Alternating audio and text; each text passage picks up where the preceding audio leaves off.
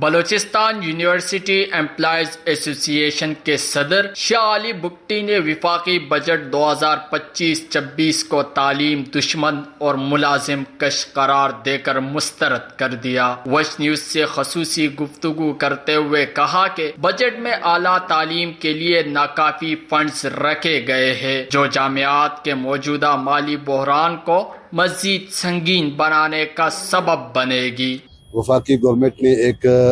مزدور دشمن ملازم دشمن بجٹ پیش کیا گیا ہے، جس کو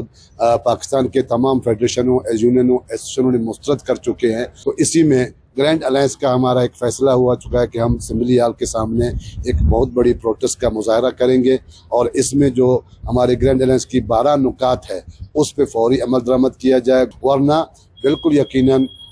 ہزاروں کی تعداد میں ملازمین جو ہے پورے بلوچستان سے اسمبلی کے سامنے آ کے دھرنا دیں گے۔ جو آنے والا بجٹ ہے، جو 1055 کے قریب بجٹ پیش ہو رہا ہے، تو اسی میں صرف ہماری یہ گزارش ہے، مطالبہ ہے جو سی ایم صاحب سے اور وزیر خزانہ صاحب سے، کم از کم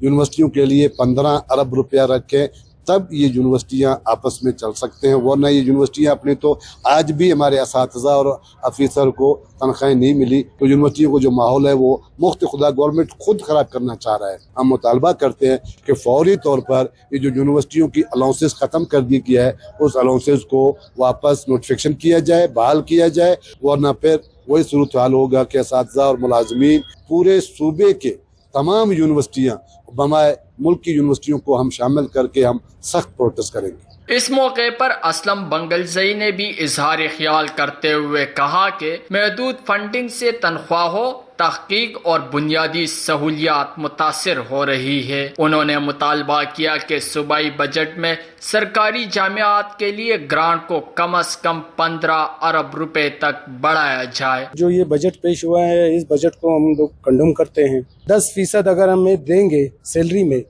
تو ہم سے ٹیکسز اتنے کٹیں گے کہ وہ 10 کے سوائے ہم لوگ ٹیکسوں میں چلے جائیں گے۔ تو ہم اس چیز کو جو ہے نا کنڈم کرتے ہیں، اور حکومت وقت سے اس چینل کے توسط سے ہم یہ ریکویسٹ کرنا چاہتے ہیں کہ کم سے کم بلوچستان کی جو 11 سیکٹر یونیورسٹیاں ہیں، ان کے فنڈنگ کو 5 ارب سے بڑھا کر 15 ارب کیا جائے۔ رہنماؤں نے الزام لگایا کہ وزیر اعلیٰ کے احکامات کے باوجود جامعات کے ملازمین سے متعلق یونیفارم پالیسی کی منسوخی کا نوٹیفیکیشن تاحال جاری نہیں کیا گیا، جس سے احتجاج کا خدشہ ہے۔ وش نیوز، کوئٹہ، بلوچستان۔